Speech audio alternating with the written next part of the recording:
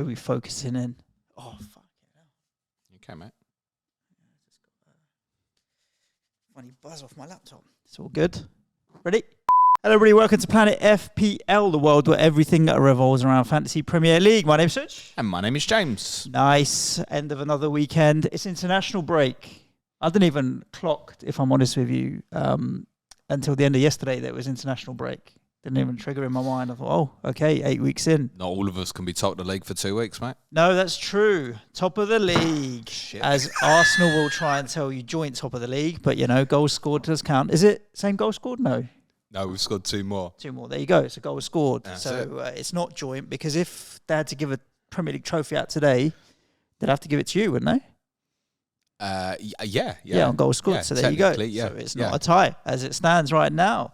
End of another weekend. I feel like it was Salah or bust kind of weekend. I don't know. You're going to tell me if I'm wrong or not. But it did feel a little bit like Salah or bust. Obviously, those who've captained Mo Salah have had the best weeks. I think that goes without saying, unless there's any Raheem Sterling captainers out there. But 15 points did he get? I imagine there's probably more Raheem Sterling sellers than captainers out there, which is understandable if you decided to take that route. But I've had a green with no Salah, so... 48. I was just looking at your score there. 48. I had a red. Obviously, I wildcarded. Let's have a look here. This is pro content for you listeners out there. I'm at 1.978 million, James. I got 36 points with 16 on the bench from Gabriel, which is annoying when you wildcard, obvs. But when you wildcard, you also have to compare it as what would you have scored had you not wildcarded and just done not a lot different, actually. Fuck all, to be honest with you, because I would have had Destiny instead of Porro. Much of a muchness. Yeah. Trips was actually net positive for me from a points point of view, because Botman would have been nothing. Estupinan. I think Maddison was the only one who lost. Yeah, really. I literally, no one else would have got me any points. So your old team did shit and your new team did shit. Okay, exactly that. Cool. So it's one of them where it's like, do you consider it a wild card fail if it's just neutral? But to be honest with you, do you regret? No, not even. Not the wild carding, because you've done it, right? You had your reasons. Yeah. Do you regret not wild carding with Salah? No. There was never a moment where I wanted to make the sacrifices. A moment. No, not double premium like Haaland and Salah. The only way I would have gone Salah is if I would have got rid of Haaland. Yeah, because I wouldn't have gone double premium. That would have been worth doing, wouldn't it? Even if you took a -4 to reverse it. This week. Yeah. This week. But you can't also judge it over 1 week, right? No. There was never a period where I would have had Haaland and Salah. Just never, because I don't like the way you end up having to make compromises elsewhere in your team. And I took the view that I would rather had Watkins, Diaz and Trippier than Burn, Salah and Archer. I get it. So I wanted a bit more of a spread, basically, overall. Ended up wildcarding Areola in goal. Areola versus Onana. Okay, Onana actually did outscore him by a point. Whoopie-doo. Yeah. Porro was fine. Matty Cash, unfortunately, didn't return. Trips with the assist. Nearly scored again, though, Matty Cash. He did, exactly that. My midfield was blanks all around in Diaby, Bowen, Diaz and Son. Spurs, I don't know to what extent you will say were hampered by the red card in terms of attacking. But more hampered by inability to put the ball in the net, especially in the opening 10 minutes, was ridiculous. Diaz, Liverpool scored a couple. West Ham scored a couple. Villa scored once, and no returns out of any of them. Watkins assist, and look, Man City got beat, right? There's not going to be many weeks when Alvarez and Haaland don't get anything between them, and Man City blank. So, it is what it is, to be honest with you. It's for the fixtures that are coming up. I look at this team now and I'm like, is there any player in there that I look at and I think this is a problem? On the flip side, the team that I wildcarded out of, someone's revving their engine outside, James. Estupinan is out. Botman is out. Saka didn't play, so there were problems there that I needed to fix. Did you ever sigh of relief when you heard Saka wasn't playing from that perspective? To be honest with you, I wasn't bothered either way, because Saka I would have sold. Saka I didn't sell because there was a doubt. Saka I sold for other players with every intention to go back to Saka. Saka didn't play, so he must really be injured. Well, Who knows? But Martinelli is not, as we found out yesterday. So, I just don't see what I would have done differently. Maybe Salah, but going Salah was never really in my thoughts because I just don't like the way it sucks up so much budget from your team. So it was shit versus shite, as some would say, unfortunately, this week. But it's all good because it's a 38-week game and there is a mountain to climb now, which is good and fun. My bench was 16 points behind Turner with the clean sheet, Mitoma and Gabriel. I didn't see Palace not scoring. Who's your other sub? Lamptey. Oh, okay. Yeah. Is Lamptey flagged now, by the way? It wasn't in the squad yesterday. Oh, okay, fine. So, which shouldn't surprise because he's got such a history of injury issues, unfortunately, that Thursday, Sunday is going to be problematic for him. I listed, it was interesting, we had a conversation on our Brighton Slack channel the other day with some of our patrons, and I was like, look, they've got so many different options they can play at left back. And I didn't even list Solly March, who played left back on Gross yesterday. Could slot in there, so many. Gross, Milner, Julio played left-sided centre-back, could play there as well. Yeah, there's loads that they can use at left back or right back if need be. Indeed. So, all good. And the other thing is value, right? You look at value. So I started out pre-wildcard at 100.7, I should say, not 107 million. It dropped to 100 plus the 0.1 for obviously all the bits and pieces that cash in team value this is rather than selling value. It's back up to 100.6 and 0.1. So I've had rises across everybody. So team value wasn't affected by the wildcard particularly. Mine is 101.8. It's 101.9 now with Turner going 101.9. Yeah. Team value. So you got $1 million on me. And you've moved early a few times this season. Yeah. And I've just been too lazy to be bothered to. I don't really respect team value enough, I think. But I did think post wildcard that I'm going to do it a little bit more, respect team value a little bit more. But presumably you've got players in there now. The majority you'll be a good perspective from value, right? In terms of they've gone up or are going up. I don't see issues around any of them really, to be honest with you. No.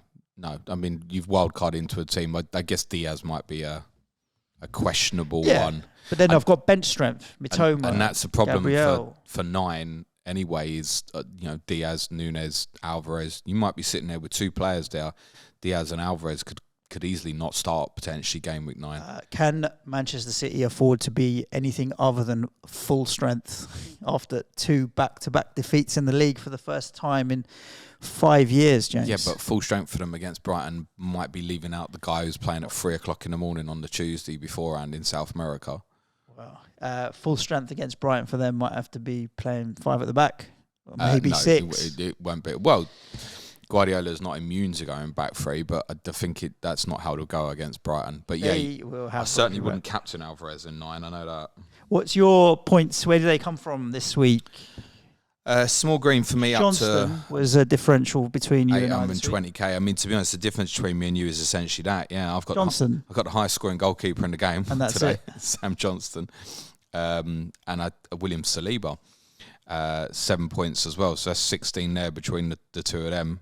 What's the difference between us? 12. So yeah. Did you take a hit? No, it didn't actually. I kept hold of Saka. I brought Matty Cash in for Estupinan. Returns from Johnson, Saliba, Udogie, Maddison. I captained Son, assist Watkins, a Doku 1-pointer coming off the bench for Bukayo Saka, obviously not involved for Arsenal. So, yeah, quite happy with that because I know I've obviously gone up against a lot of wildcarders this week and the team wasn't set perfectly, but I didn't think it was in a direction where I needed to wildcard. Yep. I wouldn't have changed too much, particularly of my offensive players, for me to warrant it, as kind of discussed on the podcast we did last Tuesday. So, yeah, okay with that. I think captain blank and going up against a lot of wildcarders to edge a green arrow there, I'm quite happy with that. The rank's fine.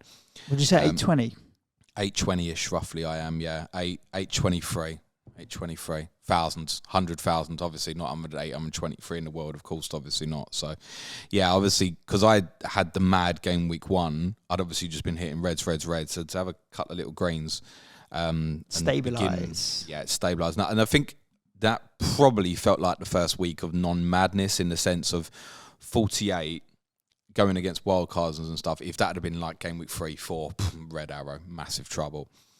So it feels like the ranks might just be beginning to stabilise a little bit, and possibly that a lot of teams are quite similar at the moment as well. But within that, there's obviously massive choices and swings like Salah versus Haaland, for example. But not having Salah, not having Sterling, not having Trippier, and I've still ended up with a little green. Trips is only 6 points though. It wasn't crazily high in terms of point scoring, but his ownership is high. It'd be in the majority of teams. Yeah. His live ownership be much bigger than that. Good. Well, we have got a nice 2-week gap now between Premier League football returning. So a lot can happen in international breaks, people travelling, getting injuries and all that kind of stuff. Who's target for you for game week 9, or are you just thinking, I'm happy with what I've got, I'm rolling? Well, Turner's got Luton at home. Yeah. My back 3 all have home fixtures. Cash has got West Ham, and Villa have been solid as a rocket at Villa Park at the moment. Porro, Fulham at home. Trippier, Crystal Palace at home. So I'm playing all 3 of them. Sonny's got Fulham at home. Diaz got Everton at home.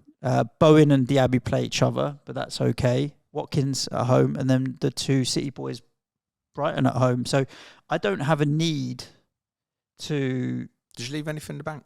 Yeah, 0.1. I don't have a need. I think I'd leave my team as it is right now, all things being equal, and try and roll into game week 10.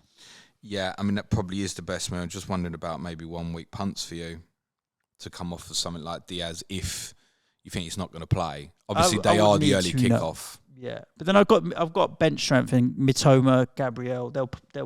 But Diaz will get on.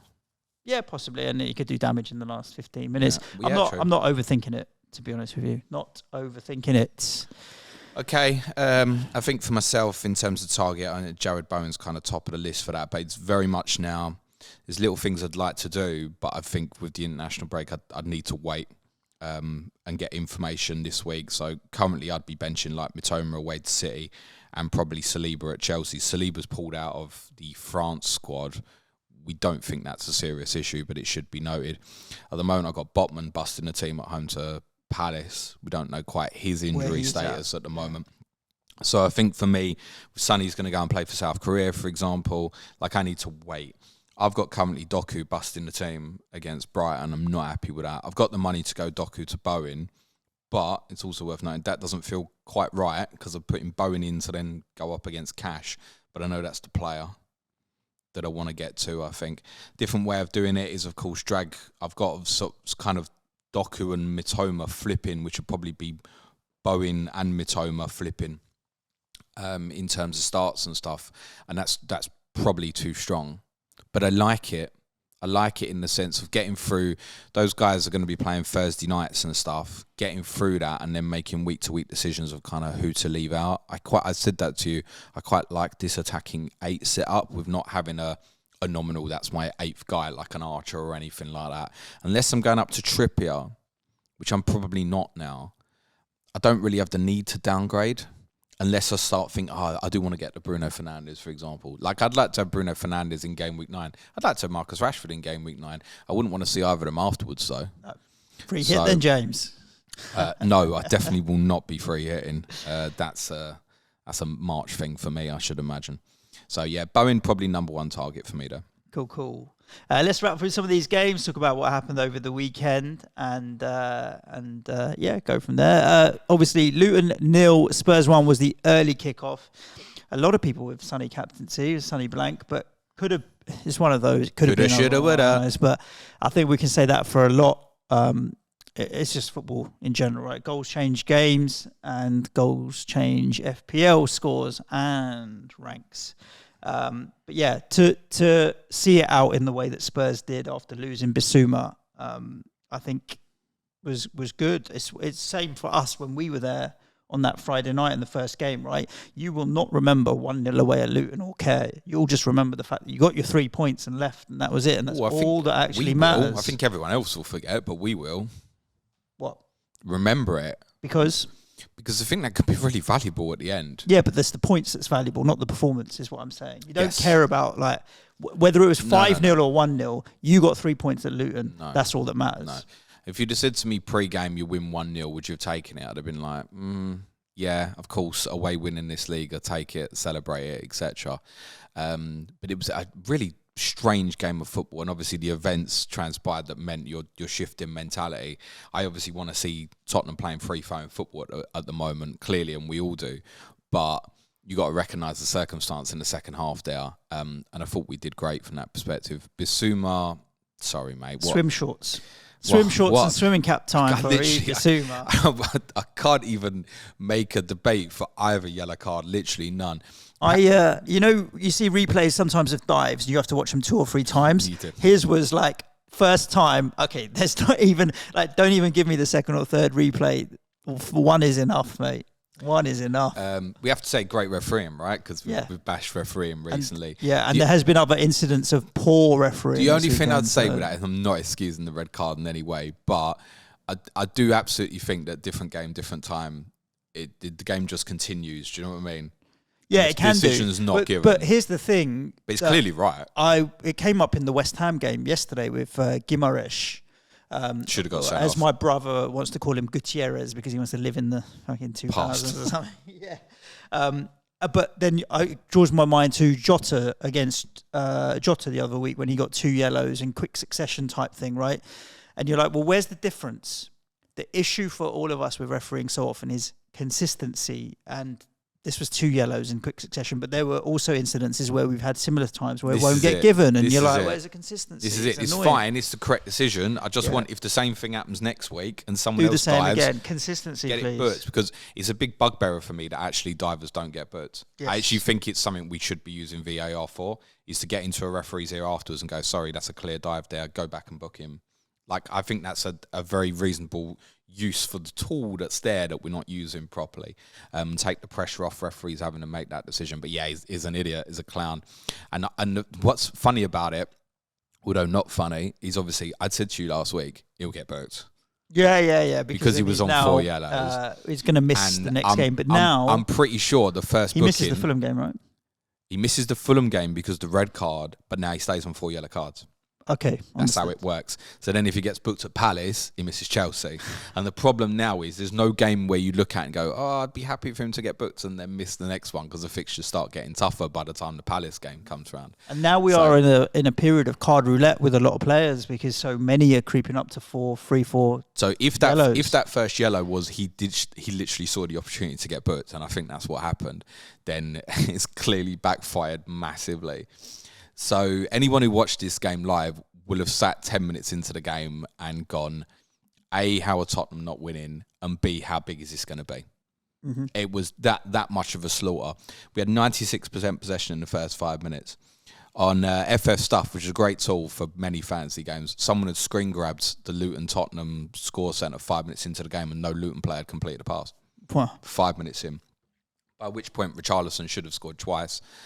Son also could have scored. Son put Porro through for a brilliant chance. That's why Pedro Porro rather than Destiny Udogie, by the way. Simple things like that change the wild card. Do you know what I mean? It's like suddenly we're talking about what a good move to get Porro and Son instead of Maddison and Udogie suddenly is. So small margins. Yeah, sometimes. No, suddenly you could have been 15 Porro and then kind of minimum 12 Son, for example. But take it. It didn't happen. So yeah, to be honest, the first 10 minutes was laughable, and it was like my dad was getting in a stress about it. And I was like, "There's no way we don't score if this continues." But then they slowly managed to manufacture their way back into the game, and obviously the red card flips it. Then from there, I need a very different Tottenham. I think in the second half we had 1 shot on target and we scored.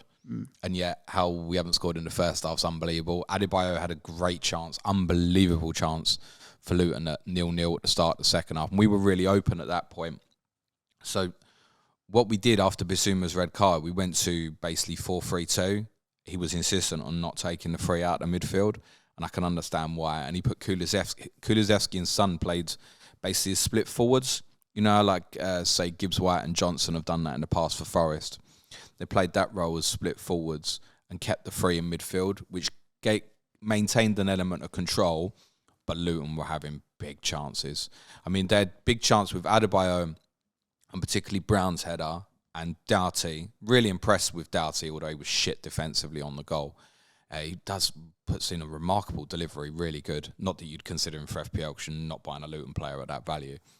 But if any of them chances fall to Morris, I think they score. I like him I thought they were going to score in the last 5-7 minutes, not for like play, because that's the law of football, where if you're in the ascendancy and you don't take your chances and you're only 1-0 up, dumb stuff happens. I felt like they were going to score just because that's what happens in football sometimes. No, so I think Ange did really well again in terms of like he went mad defensive. he can do it. So obviously there was kind of a 20 minutes where it was like a basketball match. We managed to nick the goal, but they were having too many openings. So he then switched it up and he went to a 5-3-1. Left Kulusevski up front his own, and at that point we were comfortable. And what we did really well, I thought, in the last 15-20 minutes was stay with a high line as much as possible. So it wasn't like go into a back five and just defend the penalty box. It was like, right, it's going to be a back five now, but let's defend really high, because as long as you keep them out of the penalty area, it ain't going to hurt you, right? So we did that as well as possible, and I was pretty impressed. Romero and Van der Ven at centre-back were great. I thought Papsar had a really good game midfield, bar one really bad pass at one point in the second half, but I thought he played really well. And it should be noted that Luton shocked everybody with their lineup. So they basically went 4-4-2, and what they wanted to do was use the wide players, Ogbene and Brown, to basically man-mark Tottenham's inverted fullbacks and follow them into midfield, which was brave. Probably too brave in hindsight, because you know what's happening now, Suj? You know, I spoke last year about Tottenham kept getting done over in the middle of the pitch, 2v3, like every game, Bentancur and Højbjerg being left out to dry. Yeah, this is now the opposite problem. If you play against my team with only two in midfield, you're in massive, massive trouble. And that's what happened to Luton. So they were brave in other areas, but it was always a spare man from the midfield three, always throughout the game in the first half, until obviously the red card. But brave, and that we haven't seen that from Luton yet. So I'm going to do a piece on them for Advanced Tiers and Talking Tactics about them later in the week, because the difference I see with them and Sheffield United, they're shit as well. Sorry to say it, they are. They're limited ability, and it's understandable. But we are at least seeing variety in them. We're seeing tactical variances, and I think like with the set plays and stuff, and when the ball gets delivered into the box, there is a danger and a threat with them. Do I think they're good enough to stay up? On what I've seen, no. But I think they've got a much better chance than Sheffield United. Oh, interesting. Yeah, I agree with that. Sorry, I was thinking the other way around, but Sheffield United sitting on 1 point at the bottom of the table, mate. I don't think Sheffield United haven't shown me anything. As it stands, Luton are not in the relegation zone. The one game Sheffield United tried to show variation was when they played Newcastle. So, Burnley 1, Chelsea 4. Raheem Sterling coming to the party, and I think he's going to do this throughout the season, right? We know his ability and talent as a player, and he's trying to be that talisman for Chelsea. Chelsea is just a bit... How high up is he in terms of FPL midfielders? In terms of overall score, James? Yeah, he's only returned twice. I have no idea. But I think he's like 6th or 7th in the list or something, isn't he? To tell you. He's just had the two big hauls, hasn't he, against two promoted teams. 8th. And in case you're wondering, they don't play Sheffield United till around about game week 16, I don't think. So 8th. He's got 45 points, James. Yeah, and against Luton and Burnley, how many? 35. Yeah, right. So like, there's two hauls in there. And listen, if you catch, that's massive. If you catch the hauls, listen. Let's be real about this. There will be people. This is absolutely definitely. There will be people who bought Sterling after his haul against Luton and sold this week before this haul. 100%. There will be, yeah. There will also be people who bought before Luton or owned him from the start and have kept faith all the way through. And the advice, by the way, would be the same as probably what I was telling people the last couple of weeks. It would frustrate the hell out of you and sell him. I wouldn't look at, oh my God, I want to get Raheem Sterling in. No, I'll take his mate at 4.9, who's a lot cheaper and is on penalties. Cole Palmer. Cole Palmer's a very interesting pick. 4.9 and potentially on pens. Interesting pick, yeah. I think, look, I didn't watch the game on Saturday, but I watched the game last Monday. I think he gives Chelsea a greater element of control in terms of their attacking play. With him coming off the right, he can always come and see the game. We'd obviously seen in City's pre-season, obviously the Community Shield, the ability he has when he can come in off the right flank and come onto his left foot. That is really, really interesting. The only problem is, obviously, their fixtures become rough. But now, if you're looking for a free up front, like say you've got a Watkins, Alvarez, Nunes, or Haaland, whatever, you're not looking to be benching these guys in any game. Maybe make a case if Nunes is left out in 9. But Palmer almost offers like great 8th attacker, doesn't he? That might allow you that extra 2 million versus Sterling into something else. So I literally had a question on my stream on Friday and said, name one player you're not seeing hardly any wildcards who you think should be an option. And I said him, but I also countered it by saying, I want to see more. Like, I need more information. Is he going to stay in this team? What certainly none of us, I think, could foresee was that he was going to be a penalty taker. I've seen a few City people saying, nope, there's nothing historical to have suggested that he was going to be a penalty taker or anything. So I think that they're a better team with him in it, would be my take at the moment. Do I think he's going to score 15 goals this year or anything like that? No. Do I think he offers incredible value at 4.9 in FPL? It's great value, yeah. Yeah. And the fixtures are bad enough. I don't think you'll even have the guilt about benching him in most games coming up. So that's a really interesting one. And it's the sort of one that will allow the push if people, say, have, I don't know, Haaland and Alvarez and are looking to get a Watkins in the next couple of weeks. That's the sort of one that's going to allow you to push to do it. So, yeah, if I was sitting there with Sterling, I'd strongly consider selling that to Palmer. That might sound ridiculous right now.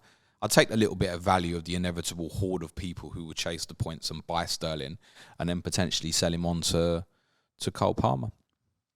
No Jordan Bayer in the Burnley team. And I spoke about disappointing. This. Yeah, I know I was debating Lamptey versus Bayer, even on Wildcard on the day. But the fact that Lamptey was going up in price, I thought if I can nick a couple of pips off Lamptey, I'd rather do that than go to Bayer.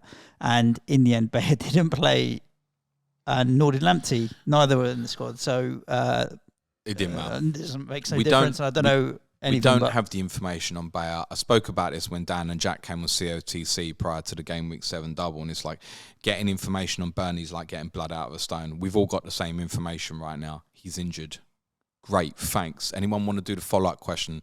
Is it like a bruise? Is it muscle injury? Is it bad? Is it short-term? Is it long-term? No information. Nothing that can share. I've seen, if any Burnley people have got something that's legit, great, share it with us. Please don't share me a link to like the Burnley Evening News or something, because I've read it and it doesn't tell me anything.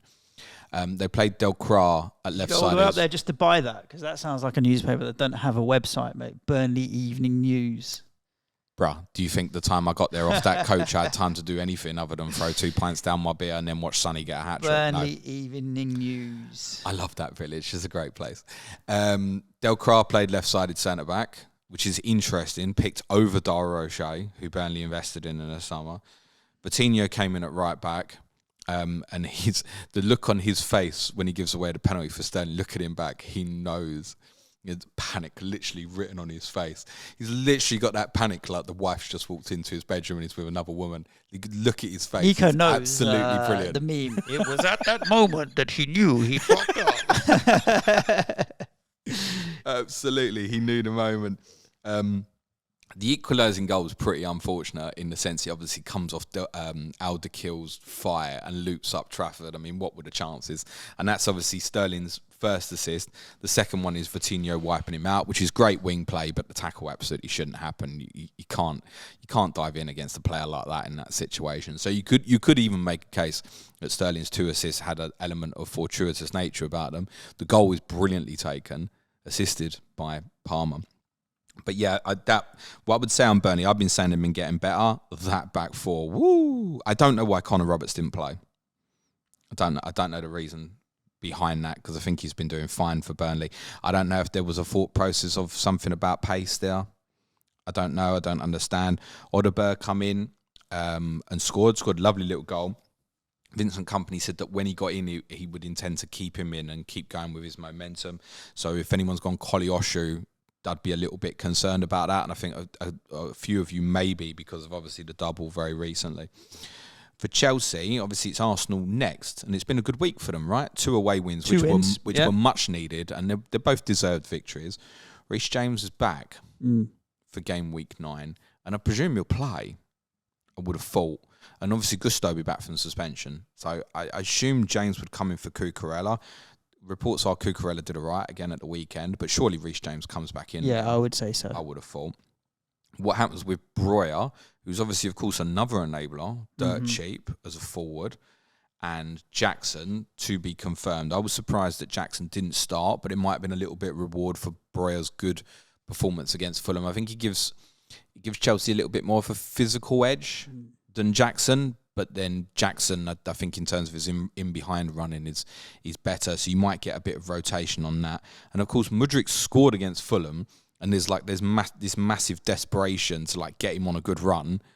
But now you've got Sterling's gone to the left and done really well. Palmer's come in and played the last two on the right and done really well. That right now feels like the better option. For me, is probably Sterling and Palmer as the two wide players. So Mudryk may have to wait longer again. Everton 3, Bournemouth 0. Comfortable, good home win for Everton. And to score 3 goals as well and keep a clean sheet. Now, Bournemouth have slipped to second from bottom, mate. And I look at Bournemouth. The problem for Bournemouth is obviously fixtures-wise, they've got a couple of winnable ones, but in amongst that, they've got a couple that you think they're going to lose. And it adds more pressure onto the ones that you need to win when you're going to lose the ones either side. So they play Wolves, right, at home in game week 9. With Gary O'Neill coming back. Wolves are been so all right? They've just played Villa it. and they've got a draw out of Villa and then they've beaten Man City the game before. So I don't think that's a very easy game. Then they got Burnley. They got to win that because then they got City Newcastle. But then they got Sheffield United. They got to win that because then they go to Aston Villa. So the Burnley Sheffield United games, the pressure on them increases so much more when the games either side of you are very difficult. But West Ham were in this situation at the end of the COVID kind of season. I felt like we had a winnable game, then a tough game. Winnable game, tough game. And we did chip away and win the ones that I thought we should. And it eased the pressure on the others because you can have a swing. But if they don't get anything out of Wolves or Burnley or Sheffield United, even just enough to get them out of the relegation zone, it's a spiral. This is the problem where it's hard to get yourself out. The momentum goes against you. This was always going to be the problem. We've maintained all the way through this run for Bournemouth that the time to judge them would be now. So unfortunately, this is judgment time now. Because of those set of fixtures they had at the start, and they're all rough, those first 7. The last 2 have been really bad. Really bad, losing 4-0 to Arsenal and 3-0 to Everton. And the pressure on those next 2 is massive because suddenly if you are 3 points from 10, I don't care if you're trying to change the philosophy and stuff. A few people will be going, well, this ain't no better. Well, I'm just looking at the starting lineup, like Neto in goal and Senesi. Okay, Kirkes is new, but Adam Smith, Senesi. They're inexperienced. You've got Christian Cook, Billing, Tavernier, Utara, and Solanke. These are all last season's players. Like, I don't feel like Kirkes is new. Zabani. He was there before. But I feel like they bought players in the summer. Well, yeah, they were like the 4th or 5th biggest spenders. So where are these players? Well, injured. Why is this squad not refreshed? Do you know, and it feels injured. A bit stale now. This is the problem. Injured. So they keep rotating the left wing position at the moment between like Utara, Cliver. They've obviously got Luis Sinisterra's coming on loan from Leeds. We've hardly Brooksy's seen a few minutes here and there. The rest of the team has been largely quite stable, other than Lloyd Kelly and Senesi were changing a little bit. But Kelly's injured now. Smith came in for Max Aarons at right back, and I wonder if that might have been, I think it was you had said to on one of the pods last week, they were a bit inexperienced back there. So there might have been that element to it, but that's also probably no better. You had, Dwight McNeil was a really direct runner. I think that would have been better for Aarons to deal with rather than Adam Smith personally, but okay. There you go. It might be that there's now the potential emphasis towards left-sided bias with attack, which we spoke about a lot in pre-season. We haven't seen much, and I always thought that Aarons wasn't a right profile fit as a right back for Bournemouth, if that's what they wanted to do. The 2 players have invested really kind of heavily in Suj is Alex Scott, Bristol City, who is still a while away, and obviously Tyler Adams from Leeds. Tyler Adams has had a setback. And was close. He played in the Carabao Cup as a substitute last week or the week before, and he was close to return. He's had a setback. It's potentially recurrence of injury. The injury kept him out for 4 months the first time. So suddenly you got no Adams, no Scott, and the other new players like Cliver not really integrated and stuff yet. Each just Kirkhead. Yeah, it looks like the same team. And therefore, if he's not winning football matches, which to be fair, Gary O'Neill had found a way to do it for them, then they're going to be banging trouble, aren't they? Mm-hmm. There's no point looking at it any different. I think like a lot of us thought with Bournemouth and Burnley in pre-season, they'll improve the 2 of them. I mean, Burnley, obviously, but I think, and Burnley also, their fixture run has ended now. With Bournemouth, it ended last week. So the pressure on Bournemouth especially, I think, over these next 2 home games, Wolves and Burnley at home, think it's a big bonus for Bournemouth that Mario Lemina will be suspended because obviously he got 2 yellows yesterday. But yeah, it's real pressure on it. The other thing is, if Bournemouth lose the 2 games, I know all the words I hear is, it won't change, they'll keep faith because they decided it's new philosophy and stuff. I don't think so. I think they will look at 3 points from 10 games because I think that some in the crowd will begin to turn if that's the case. I don't think they will lose those 2 games coming up, but yeah, I think if they did, they'd probably change, I think. And if you look at the table now, outside the relegation zone, from Everton upwards to the 16th, like Everton under Dyche, I feel like they'll find a way to win games like they did at the weekend. Brentford, you trust Thomas Frank. Wolves have found a system under O'Neill. Forest are doing all right. It's now like actually all of these teams that we thought might get sucked in are doing okay. So that creates a bit of an issue for them as well. And Everton being one of them, Dyche. The thing is as well, it's not just... And I've said this a lot, in Bournemouth's opening 8 games last year, they got no points. That includes going to Goodison Park, right? So technically they're 3 points up on last year's results. But the concern is it's not that they've lost to Arsenal and they've lost to Everton. That can happen. It's the way they've been beaten in those 2 games. Now causes alarm because actually in the opening games of the season when we saw them, you saw them game week 1, I saw them play my team game week 3. It looked all right. But those last 2 is very, very questionable. For Everton... Great result, much needed, lived up to Sean Dyche's hype on XG. And if you look at XG tables so far this year, remarkably, Suj, you'll find Everton around somewhere about 7th, 8th, I think, on an XG table this season. Not bad. I think highest XG at the weekend, maybe again, I think. Certainly from Saturday's games, I think. I know Liverpool Brightons were in the 2s. I'm not sure. I need to check that out. Yeah. But it's good. And look, they've obviously not made a good start to the season either, right? Particularly when you look at their overall home results as a whole. So this was much needed from a confidence perspective. It's well documented the fixtures turn rough. But Calvert-Lewin fit. Jack Harrison added to that now is a good player. I think defensive stability, not that I see a huge number of clean sheets in them, but clearly that Tarkowski-Branthwaite partnership is on and intact now. Seamus Coleman may return in the next few weeks as well, might help them out a little bit more at right back as well. Although it sounds like Mikolenko and Ashley Young did absolutely fine at the weekend. Onana, interestingly, was going to get left out, but Idrissa Gana pulled up in the warm-up, so he stayed in the team. And it did leave Everton with a very offensive look to their team at the weekend. James Garner played centuries, a player I like. By the way, Lewis Cook, that's worst bit of individual defending all weekend, that for James Garner's goal. He literally backs off and in the goalkeeper's eye line. You've got to commit and make the player make a decision to go left or right. I realise he's not a centre-back and he ends up as the deepest player. You can't just backtrack and keep going back to your penalty spot and stuff. At some point, you've got to make a tackle. And Garner's thought, I can go left or right here. And eventually, Cook's ended up on top of Neto. I'm going to roll it in the corner, no problem. It's properly ranked bad. As were Bournemouth as a whole, concerned about them. And Everton are going to stay down there, but there's goals in that team. Yep. You're not going to look at them from a fancy perspective because those fixtures, it's Liverpool away next, and it's rough for a long time, as said. But I feel a bit more confident for Everton, put it that way. I think the big thing with like Everton and Wolves particularly has been like, do we see goals in them? If Calvert-Lewin stays fit, he'll win them some games you don't expect them to, I think. Yep.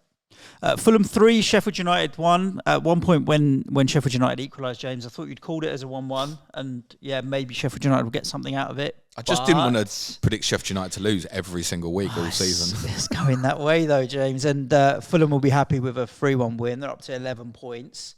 And I think it's interesting where for a few teams, starting at the top of the table, Spurs, you lose your best player in Harry Kane. Doesn't seem to have affected you. We lost our best player. We're still in and around and giving teams a good game. Fulham lost their star man in Alexander Mitrovic.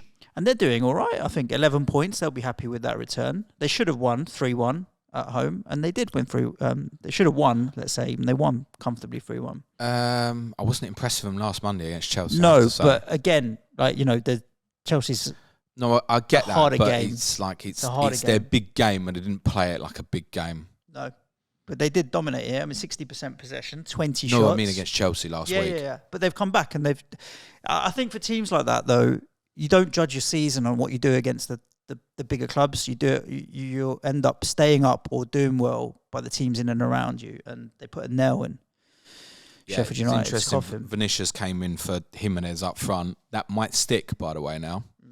I know Vinicius didn't score, but it might stick, actually. And he's another cheap enabling forward. There's a lot of talk about him going into game week 1. It's probably not one for now, but again, if perhaps wildcarders are looking to set up maybe with a 5 midfield and 2 up front, I think you could make a case potentially to go him rather than, say, Archer, for example, if you work the right sort of rotation. Whether he's going to stay in the team, I can't tell you. It does either way feel like Fulham's midfield players, the likes of Willian and Declan Dover-Reid and Harry Wilson, who didn't score at the weekend, but the other 2 did, have got to contribute to this. Tom Kearney's goal is hilarious. I take it you've seen it. No, I didn't see all the highlights in this one. So it's 1-1, and Kearney's gone to take a shot from like 25 yards. And this does sum up the own goal. No, this does sum up the luck that Sheffield United are having. Yes, it was an own goal. So, you know when players take penalties and they slip and they double kick it? Yeah. Right, so he's done that from like 25 yards. It's ballooned up in the air and hit the bar. And obviously Fodringham's backpedaling and it hits the bar and just literally smashes him on the back of the head and goes in. I mean, I've never seen a goal like that before. And it does sum up Sheffield United's bad luck. It's worth saying they got their own little bit of luck with their own equaliser because Issa Diop got injured trying to step out with the ball, and Sheffield United had every right to continue to play. Scored from the same play. Chris Basham obviously picked up a terrible injury. I know I kind of don't want to say this because I know as soon as I say it, people are going to do it. Don't go looking for the injury. And unfortunately at his age as well, there's every chance that could be end of career. And John Egan's got a bad injury as well. So Alston Trusty came into the team at the weekend. That's not the FPL enabler you want. I presume Jack Robinson, who had been playing quite well, will come back into the team as well. But they're lighter bodies now defensively as well. Just think, and I mean this with all due respect, I think they're comfortably the worst team in this league. And I think what you'll get now is every team that plays them as well, and maybe this has already been happening, is looking at them, whether it's home or away, and thinking, you've got to be 3 points for me. And that's going to make their life really, really difficult. I don't think there's any team now to be going, Bramwell Lane, I'll take a point. Nope, 3 points. To be honest, at the moment, the way it is. And I hope I'm wrong, and I hope it improves for them. But I just think they're miles off the quality here as well. Are we in danger of a derby here? No. Don't think they'll be as low as that? No, they'll get more points than that. It's not. But I do think they're comfortably Nico, clip that. We might need that in 30 weeks' time. How many points down? And 1? 1. Yeah, no, they're not going to... They're not going to only win 3 games this season. They will win some games and stuff. Stuff will go their way in certain games. I don't know where those wins are going to come from. What I would say about them as well is that the thing with that Derby team was it became really apparent really early in that season that it didn't have any fight or anything. I don't think the Sheffield United team lacks any fight or will or anything like that. You've actually got some experience in there and stuff. I think the front 2 as a combination are okay, but you're relying on Archer to take the chances, because as good as McBurney is in terms of his battering ram and his hold-up play, like, he doesn't score goals. So you're relying on Archer or you're relying on Gustavo Harmer to provide something from midfield, basically, for them to get attacking returns. Manchester United 2, or should I say Scott McTominay 2. And it's a nice segue because one of the big questions will be for those sitting there on the likes of Fernandes and Rashford this week, shall I sell? Buy McTominay. Go sideways. Buy McTominay. The answer's no. I can't think that I would sell any player about to play Sheffield United this season, whether it was a goalkeeper, defender, midfielder or forward, unless they're injured. Yeah. It's generally my take. And Fernandes and Rashford, particularly Fernandes, it should be said, have the capability of explosiveness in that particular game. So I'd hold. What you sell into, you say, Bowen's got Villa away and stuff like that. Or you sell into Tottenham, you've just missed Luton away. So I generally think it's probably right, hold. If I was sitting there with Fernandes or Rashford right now, I'd be thinking, right, hold one more. And then can I get into a cheeky differential like Martinelli in 10? That's what I'd be thinking. Or come back to Bowen in 10 against Everton, for example. Or then come into Diaby when they play Luton in 10, whatever. Who is Sheffield United playing in 10? Brighton, Mitoma. There's another... No, they're not actually. Brighton are playing Fulham. Who is Sheffield United playing in 10? Sheffield United in 10, James. You put me on the spot.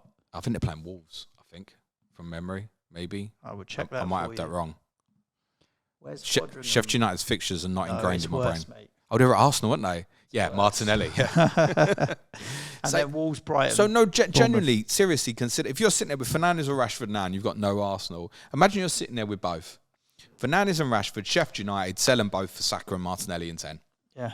You have Sheffield United twice. Makes sense. And somewhere across that, there's got to be a hole in there, surely. So, yeah, I wouldn't sell. Rashford's more concerning because, yet again, they've taken him off really early when they've been losing. Was it 63 minutes or so they took him off at the weekend? It's exactly why I sold him a couple of weeks ago. He's not at it. I'd seen enough. And almost reflect on the comments we made after game week 1. I'm like, Suj, is he injured, mate? Maybe. Because it's so far off it right now at the moment. And yet, actually, when he played for England, this is interesting. When he played for England in Scotland, I thought he played quite well. Him and Bellingham had a really nice link-up that night. People say, oh, he's playing with another world-class player. Okay, fine. Granted. But he didn't look unfit that night to me. And I don't know if there's something wrong at that football club, isn't there? Let's be honest. But I still would not be selling their players before Sheffield United. Before Sheffield United. Do you think there's something wrong with Brentford? Yes. And that's not helped now either by... The thing is with this game at the weekend, if either goalkeeper could save a shot properly, this game probably would have finished 0-0. Because Onana should save the first goal. Yes. And he's becoming a problem for Manchester United. Clearly changed the way they play. Distribution, one of the best in the world in terms of his feet distribution. It doesn't really save anything. And we looked at this in pre-season, like his save percentage in terms of his XG on prevented goals, like it doesn't show up good. And it's not going to be showing up good now, I shouldn't imagine either. He doesn't give you anything imposing, like with an Alisson. Alisson's great with his feet and stuff. But Alisson, you feel like he's going to... Remember I spoke last week and I was like, Tottenham stop shooting from long range against Liverpool. They'll be like, we've got to get it close. There's no way of beating him from distance and stuff. And not that Onana's being beat from distance, but he's conceding some really daft goals in terms of just basic, you should be saving that, mate. And United won the game because I think Brentford's goalkeeper should do better on both of their 2 goals as well. So Flecken was ill. There's a report that went round last night that Flecken might be out until November with this illness. So it's not COVID, we don't think, but it is some form of bad illness. Virus related, or something. Exactly. That's potentially going to keep him out for a while. That's mad. Now, Eric Dyer missed about 4 months for Tottenham a few years ago because of illness. So you can get a bad illness, you can get a really bad illness, right? Starkosha in goal cannot hold. I mean, he literally couldn't catch Flecken's cold, mate. He'd drop it, he'd palm it back out, honestly. I had a look at little bits of him when he came in last year because he'd been at Lazio, and all you kept finding was clips of like not claiming on crosses, flapping at things, and when your highlights reel is that on YouTube, like then you're done. It's true. Mate. If you don't look great on a YouTube reel, you really aren't great. And do you know what? He might be fine as a keeper and stuff, but the early impression I've had from the couple of times I've seen him is he just palms everything away, and that makes people nervous, right? Teams start defending deeper. They're normally quite equipped at defending deeper. They've lost, obviously, Henry. Lewis Potter's now injured. Yeah. Obviously, Ben Mee's been a miss for them recently. Aaron Hickey's suspended for their next game as well now, which is against Burnley. I think it's Burnley next for them. And if you've got the likes of Mbeumo, you're thinking, yep, one more. And I think it should be one more generally. But yeah, anything else Brentford have got, I'd be looking to come off. And I wouldn't go rushing to this fella for 3.9. You won't get 3.9 points, mate. Let alone 3.9. It's not even a case of that. It's what we don't know the Flecken situation. What I'm saying is, you're on Wildcard now. There may maybe be a temptation to go with him and Areola. You could probably do that and get away with it. But I've seen people talking about, the West Ham Brentford rotation is good. Yeah, listen, you'll just probably want to play Areola. I'm not convinced about this guy in goal at all. And I don't think that they're in trouble. But I think it feels like things are beginning to mount against them, where the hope that they might push into the top 10 again this year is already looking difficult. Yet, they're winning at Old Trafford in the 93rd minute. I don't know if that tells me more about Brentford or Manchester United. I think it tells me more about Manchester United, to be honest. True. Palace 0, Forest 0. Not a place that I've been looking for any FPL assets, really, if I'm honest with you. Fortunately, I was drunk by this point. Yeah. Why fortunately? Because it was dull. The dishwater. I didn't even watch it. Went out for dinner, mate. Palace for another team. So obviously Eze's got injured. He's out for 6 weeks. They've picked up more problems. So Lerma's been out. Decore got a problem. Then during the game, Schlupp got a problem. Riederveld coming to the team. He's got a problem. Bloody hell. I mean, thin on the ground. Joe Ward at right back's also got a problem. So Nathaniel Klein's come in. So Rory McLaughlin-Dow's coming as Clash correspondence this week. We're going to preview Newcastle Palace, one of 3 COTCs we've got before Game Week 9. City, Brighton and Tottenham, Fulham are the other 2. And I imagine that Rory's probably just going to tell us to maybe even target Palace in the short term. And next 2 is Newcastle and Tottenham. So I know, it's clean sheet again, and they are strong defensively because the goalkeepers are right, but more importantly, the 2 centre-backs are very good. They're very good. They can withstand pressure. The 2 centre-backs are good. But in terms of creativity and stuff at the moment, I mean, to be honest, if there wasn't so many good options in 9, I'd say that Trippier's a captaincy option in 9. And do you know what? I bet some people will do it anyway. That just looks absolutely right for Newcastle clean sheet, Trippier clean sheet and an attacking return and a haul. But then you've got Son, Salah, Haaland, all have got really good home fixtures as well. But Trippier would be in the mix, I think, because they've basically gone to a 4-4-2. They're just so light of quality offensively. This is why I said to you on Friday that I thought Forest would go there and win. And they probably should have, actually. And they've had obviously a number of really good efforts, including Gibbs White's brilliant effort that obviously come back off the post in the first half. So I think for Palace, they're probably in a case where they just hang on a little bit until they get bodies back fit. Matthias Franco, who we haven't seen yet, is not far away, but you're asking a lot of a 19-year-old kid that a lot of us don't know a lot about, to be totally honest. And the other young boy has obviously come on as sub, is presumably going to play. Raksaki for a while is also really highly rated wide player. He's a 4.5 midfielder. I'm not suggesting anyone goes there because I don't see goals in this Palace team at the moment. Obviously, they need to get Elise back fit quickly as well. I think they've just got to survive at the moment, Palace. If Palace played this team that they've got now for the rest of the season, they'd absolutely be in a dogfight. But they've had a really good start. Yeah, I think they're the top half at 11, the moment. 11 points, something like that, 12 points. Yeah, they've had a good start. It's decent. Anything they get in the next couple while they've got these injuries is going to be a really good result. I think more the point is a knock-on of this is they go to Newcastle next and they play my team at home in 10. Yeah. And at the moment, in all seriousness, if they've got similar lineup out, they're gonna struggle. They're gonna have to be dogged. They're gonna make the game difficult. I think we'd already seen this year, in fairness, probably by the Wolves game, that we were getting a little bit more of a pragmatic Crystal Palace when it looked like Hodgson brought back the flair in kind of April, didn't it? Mm-hmm. Yeah, you're gonna get really pragmatic Palace. I don't see them getting battered in games coming up by, say, Newcastle, Tottenham, but you'd struggle to see them scoring. I think it's the particular relevance. So if you're sitting there on double Newcastle defence and stuff like that for 9, like, play it, I think would absolutely be the advice. For Forest, Awoniyi is probably the one that may have been sitting in a few FPL teams, particularly with Luton at home coming up next. Well, according to Cooper, who we always have to take with a pinch of salt, he won't be playing because he said he's out for around about a month. Chris Wood played. I'm surprised they didn't go with Divock Origi. Origi's 5.0. I'm not suggesting anyone goes there and punts it, but if people are wild enough, Nico, to consider free hits and stuff like that, maybe one to consider for game week 9. Gibbs White came back in the team as we expected. It's Elanga's the one who's missed out rather than Hudson-Odoi, and I think that might stick, where Elanga's also been one that a few people might be on because he had that spell of games against Chelsea and Burnley where it looked lively. Cooper knows Hudson-Odoi from his time with England's youth teams. I think he likes him and wants to give him a pure run in the team. If Forest are insistent in staying this 4-3-3, Elanga's possibly going to be the odd one out. Another thing they might try and do to counter this Awoniyi absence is possibly use Gibbs White as a false 9 and use the 2 wide players as really fast forwards. Also wouldn't be surprised though if they went to more of a 4-2-3-1 against Luton. The headline, I guess, is obviously Turner stayed in the team. I didn't think he would, Suj, to tell you the truth. Now he's kept a clean sheet. I presume most of us start him against Luton, don't we? I've got him bust. I've got him busted. Would you pick over Areola away at Villa? Oh, so you've gone Areola. So I was going to say, because you had Onana before, Yeah. Would you play Onana at Sheffield United or Turner against Luton? I'd play Onana at Sheffield United. Yeah, I would as well. I'd play Onana at Sheffield United. But I'll play him over Areola because I fully expect Villa to score. I mean, it's at Villa Park, so... But you'd play Turner over most of the others, wouldn't you? Areola at Villa Park, Johnston's at Newcastle, Leno's at Tottenham. Like you'd play Turner, wouldn't you, I think? Yep.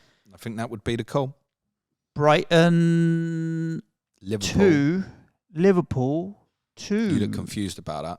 It was a decent 2-2 in the end. That was 2-2. Yeah, good game. Enjoyed it. It was Desmond the clock at 2 o'clock yesterday because we had a Desmond as well, 2-2. And what would Wolves and Villa have? That was a 1-1. Okay, but there's draws around, all around. But Brighton 2. I literally Liverpool thought 2. I was going to get rid of away with the whole weekend of no one else winning bar my football team at the top end of the table. But there you go. Yeah. Thanks, City. Cheers. Yeah, good game. Enjoyed it. I kind of followed expectations of roughly what I thought the football match would be. I was a little surprised Liverpool didn't play Wataru Endo because I just think that would have given them a little bit more protection in there. And they had moments there where I think McAllister had a difficult afternoon, which is understandable going back. Have you seen the Deserby with McAllister after the game? It was nice, when he punched him in the face. What? I'm joking. Zerbi was dragging McAllister to the Brighton fans, wasn't it? Saying like, "Look, but it's nice that." I did. It's always the way when you go back, like as much as he was loved there, you still want to get one over. You still want to get one over. Even if you're going to give him a good reception, the game starts and you start booing, don't you? Yeah, of course. So, I've seen like Brighton fans were feeling like, okay, we'll take a draw, but it was there to be won. And Liverpool fans have said, we'll take a draw, but it was there to be won. It felt like both sides were okay with the draw, but both sides felt like they should have done more to maybe win it. I think both sides were trying to win it, as opposed to the game at the Emirates last night, where it felt more like both teams were trying not to lose it. Yeah. So, I mean, the chance João Pedro had, particularly at 2-2, to win it for Brighton, but then Liverpool fans will say, well, about the Gravenberch chance when Liverpool winning 2-1, that probably kills the game at 3-1 from that perspective. Keynotes, I think, being Trent obviously back for Liverpool. So that will stick now. Those wildcarding now might have a little bit of a temptation with the likes of Everton, Forest at home, Luton away, Brentford at home in the next 4. I mean, if you were going to spend the money, this would be the point to do it, I think, I should imagine. To repeat, which I think is kind of common knowledge now with the likes of McAllister as well, but obviously Diaz, Núñez, there has to be doubts about them starting in game week 9. They are the early kickoff. There's every chance you're going to know before the deadline. If you own these players, obviously keep a close eye and ear if you can towards the deadline. But I would think right now, the word on Gakpo was that he'd probably be back for game week 9. Obviously, Jota will be back from suspension. It's not like they can't move the likes of a Szoboszlai or an Elliott into the right forward position and play Salah through the middle. Or they've got a brilliant young kid in Ben Doak, can also play on the right-hand side as well. I don't think Liverpool will risk those players coming back. I think like they'll participate in the game, but I think they'll get used as substitutes. And let's be honest, Núñez has scored a few times, particularly as a substitute this year. Like, I wouldn't shit myself about it. It's like, if I'm sitting there with Haaland, Núñez and Archer, and I hear Saturday morning, as an example, Núñez isn't starting against Everton, I'm going to do start Archer against Man United instead, I'm probably still going to leave Núñez in there. Mm-hmm. That would be my take. He'll come off the bench, and he'll still be a threat at a certain point in the game. That's how I'd feel about it. But those who perhaps got like an attacking 8, like me and you have got at the moment, there'd be like a big consideration to bench if you obviously get information. I don't think they'll start. Salah's obviously captainable option, again, in that fixture. He's the one player you can obviously captain, an early fixture. Although people ignored Ollie Watkins the week before, didn't they? And it didn't stop him getting 23 points. So have you had any thoughts to rip up your team to get him in based on yesterday? No, me neither. Not yet. No. Not yet. A couple more weeks and I might have to, but not yet. And he was always a great option to captain this week, and he'd be a great option to captain in the majority of the weeks coming up. But I've chosen my path, and I'm not going to change it. Mm-hmm. Haaland blanking and looking ineffective at Arsenal doesn't particularly surprise me, to tell you the truth. He's playing against probably the best defence in the league, and Salah won't arguably have it as easy against Everton as he did against Brighton.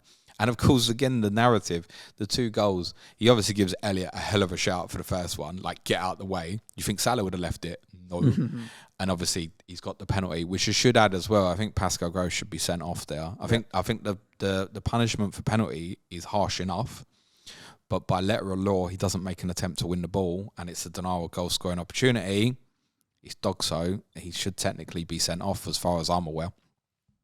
For Brighton, we're going to keep getting rotation of players. It's going to be a little bit of a headache.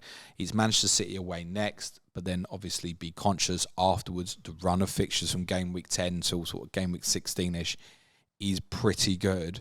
And most people will be completely off Brighton now. Most will have sold Estupiñán. So I don't think people will be on Verbruggen because that's becoming awful. But I don't know if there's a trend of Verbruggen's playing the home games. In any case, you're not going to go down that route. Van Heck's not playing regularly enough to consider. If you've gone with a Lamptey, like, fine. But even still, how often are you going to pick him to start? Yeah, he was never a pick to be a first choice anyways. He was 3.9 and I wasn't going to get 3 other Brighton players, so it was okay to put him. João Pedro and Simon Adingra both need serious monitoring over this period, where injuries to other players would make them really interesting. I spoke about Adingra quite a bit in pre-season. He's dirt cheap. He's lively. He really is ex-lively. He give Robertson a difficult afternoon. Couple of returns now this year, isn't it? It's 2 goals and an assist so far. And he's cheap. In 323 minutes. He definitely falls into that kind of bracket like Cole Palmer, where you could use him, I think, as kind of the 8th attacker. But I wouldn't pick him over Palmer because every week I'd be like, is he going to play? Is he going to play? And so it'd just be a randomness when he came off the bench for you. Whereas with Palmer, you'd hope that in a couple of weeks you're in a position to go, well, he's my 8th attacker. If he ends up coming on for me, I know he's getting minutes and he's potentially on pens. Adingra, you might get a start on 55 minutes. You might get a sub in 10 minutes. You might get 90 minutes. You might get nothing. There's no way of knowing at the moment. Mitoma's still a good pick. Another enabler, James. I had a good chat with Johnny Pringle, our Man City correspondent, about the other day, and then he did tweet yesterday that he bottled it. Was Thomas Soucek. I saw that, yeah. He DM'd me and said, look, what do you think? And I was like, look, you can't deny what he's been doing. Like, Alvarez... Johnny DM'd you for fantasy advice? He did. I didn't know what the fuck Johnny. was going on. Yeah. I was so confused. Have a word with yourself, I was this Johnny. close to replying, have you seen your rank history? Yeah. But yeah, West Ham 2, Newcastle 2, and Thomas Soucek on the score sheet again, and he's 4.9. I'm just going to double check that he hasn't had a rise to 5. He hasn't. He's 4.9 as well. Did you pick him or Palmer? Would I pick him or Palmer? I'd pick Soucek. Really? Yeah, I think so. Just the Did you tell Johnny that? Of minutes. No, because Johnny gave me options of Gordon, Almiron, Soucek, and a 4th player who I forget, Neto at Wolves. And I said I'd probably go Neto at Wolves if you got the money to do that over. You didn't tell him Hwang. I'd have told him Hwang. Well, that's Bradley Parker's job. Wind back to last week's Clash of the Correspondents. It's too late now, isn't it? It's already done the business. It's still useful. But 2-2 in the end in this game. I think most people are coming out of this saying it was a fair enough result. Could have changed quite a lot had Bruno Guimaraes been shown 2 yellows for 2 quick. Ref bottled it. Have there. You seen Guimaraes' interview afterwards? Nah. So Guimaraes says brilliant. Guimaraes was asked in an interview, a fair game to him doing the interview under that circumstance, particularly when English isn't his first language.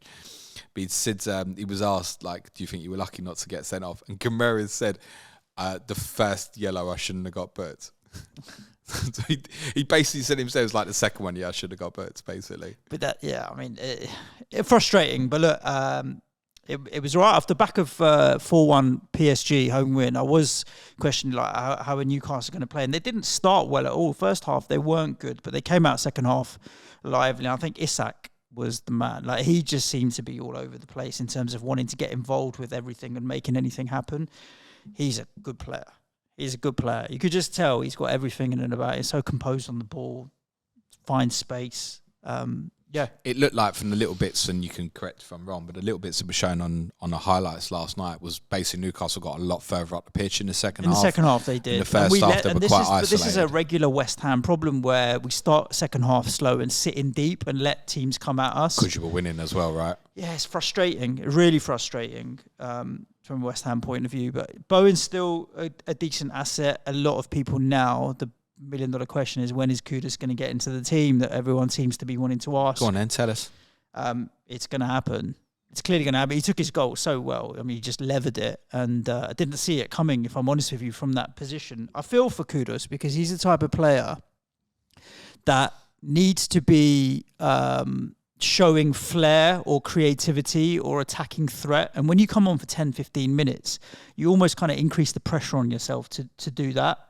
And then sometimes you try a little bit too hard, and if it doesn't come off, you look rubbish. Basically, you look like you've got no end product. So for him to finish it in the way that he did was good, and everybody is now saying it's time for him to get into the team.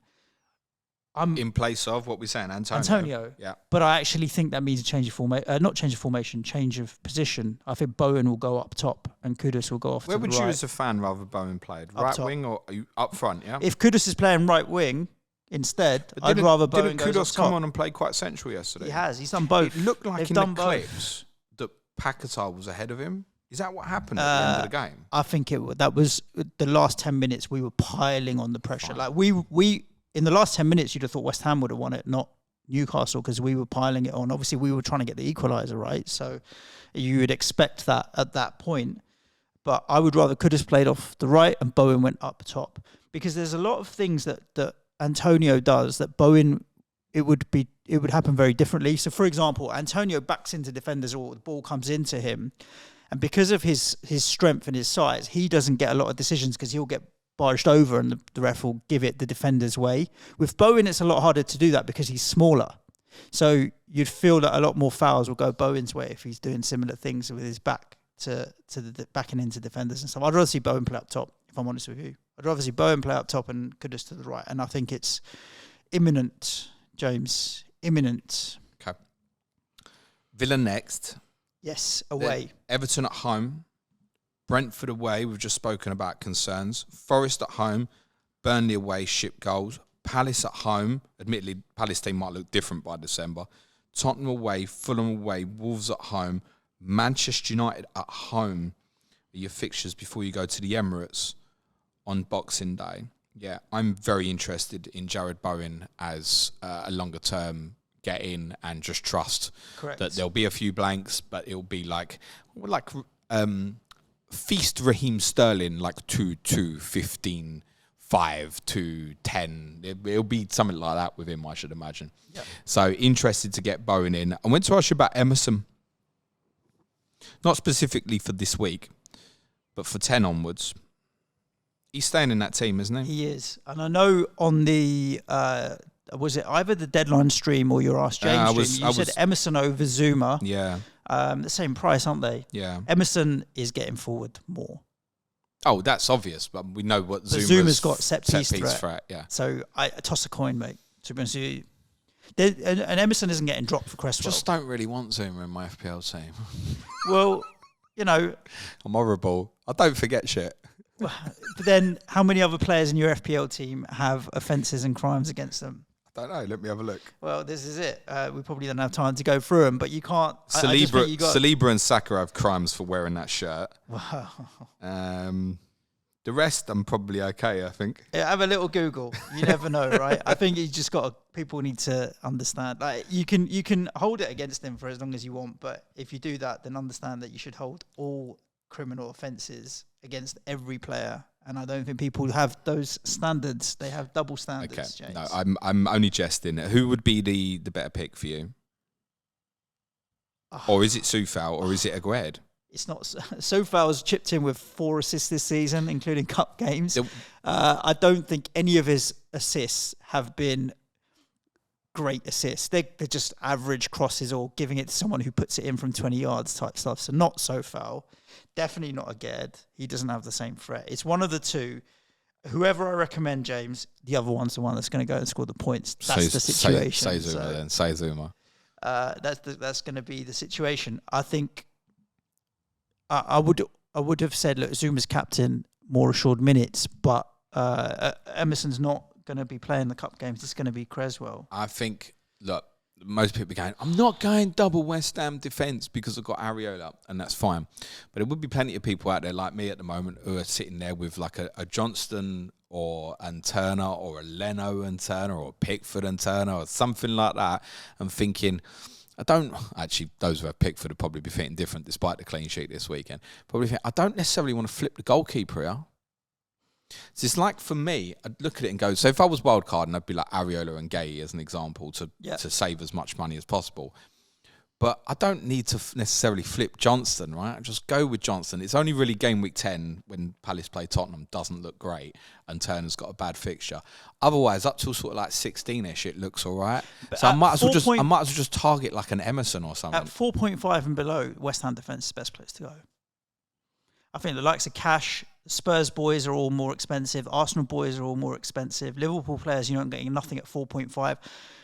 Even Anderson is now more than 4.5 at Palace. I just don't... At 4.5 and below, I don't think there's any other better defence to go to now for a long-term hold.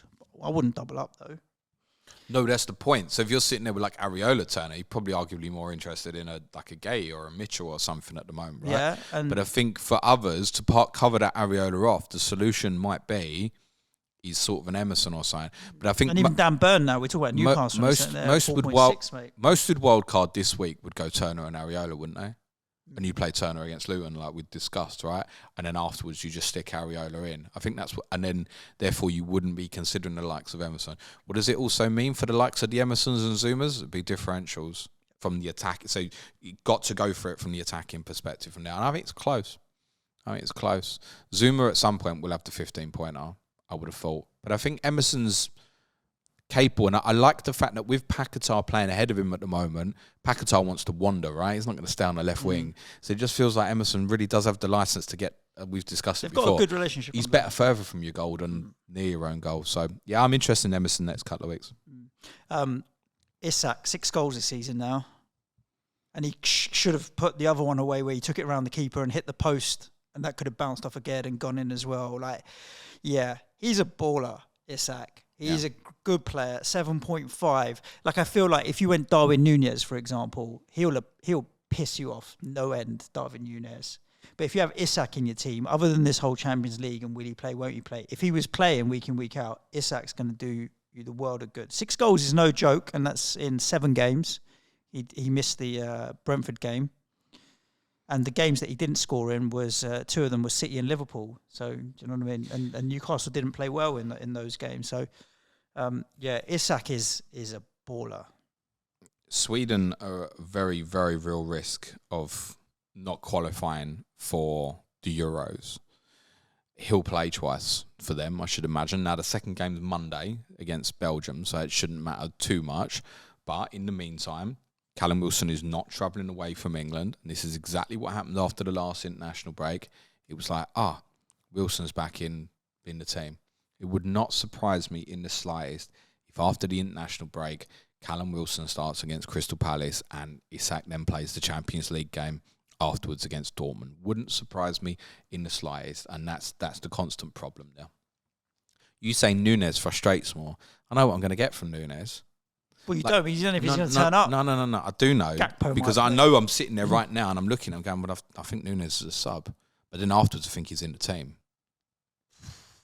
I don't know from week to week, Isak or Wilson. Now, I know at the moment because Wilson's injured, right? And if Wilson is, we've spoken about this a lot, if one of those 2 forwards gets ruled out for a significant period of time, I want the other one. Yeah. Otherwise, I'm just going to let it go. And they'll keep returning off the bench and stuff like that as well. But in half Andy, when you know what you're getting from Isak yesterday, right, and you're getting the full game and stuff like that, scored twice. Yep. When did the equaliser come? 60th minute or something? 57th and 62nd or something like that. There's 5 minutes between the 2 goals. So basically roughly around about the time that he likes to flip them. So in a different day, he could have been off the pitch and Wilson might have scored twice, right? That's the problem with the 2 of them. Gordon obviously back from suspension. I think that would be helpful. I actually think because of the circumstances for Newcastle, number of players missing, I think it's a decent result. Drawing at West Ham's not a disaster for anybody, I don't think. You're much better now, Suj, much better. As a team. Yeah. Yeah. I mean, it's just relying on them to be able to pass the ball to each other. You look like how we felt about you a couple of years ago. We were like, I dread that game. That's going to be really tough. Like West Ham feel like they've got that back. Yeah, still defensive mistakes in there, unfortunately. Wolves won, Villa won. I thought Villa would win this in the end, but Wolves have done well to get a draw. I mean, Villa are up to 5th in the table, so no joke. I think largely helped by their home form where they just keep winning games.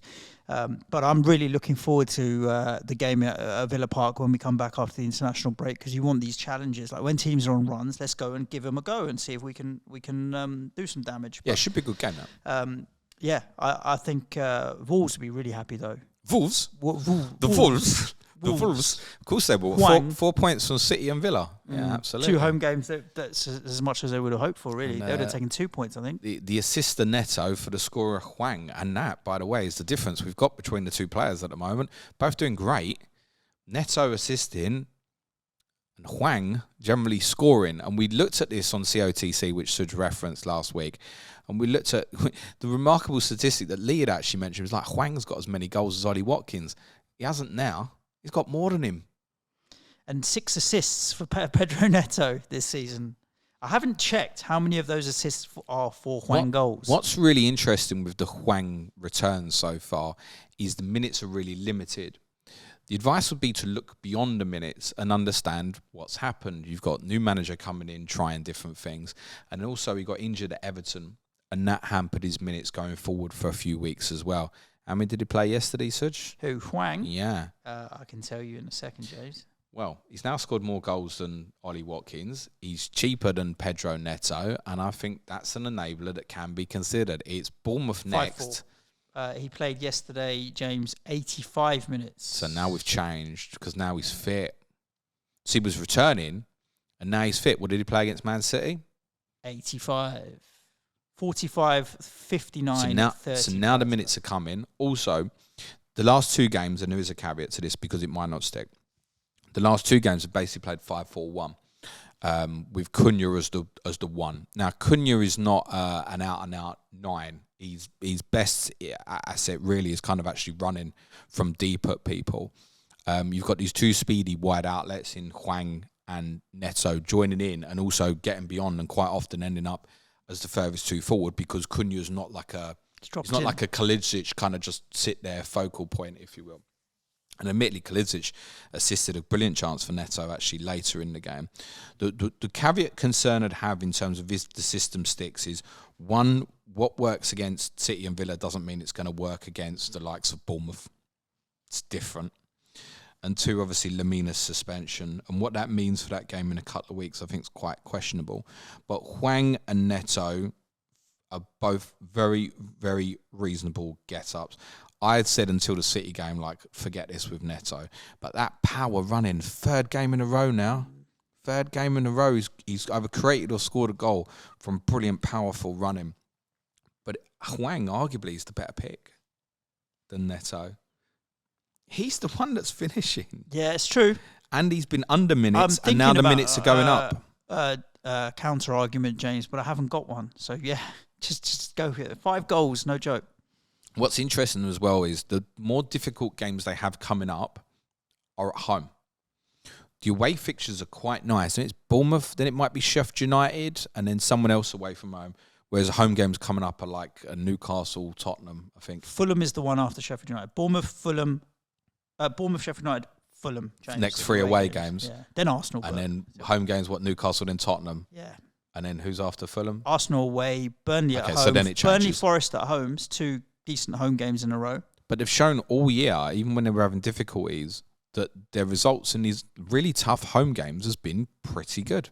Mm-hmm. Pretty good. They played Villa twice in the last 6 months, and they're unbeaten. They've got a win and a draw. They've also beaten City.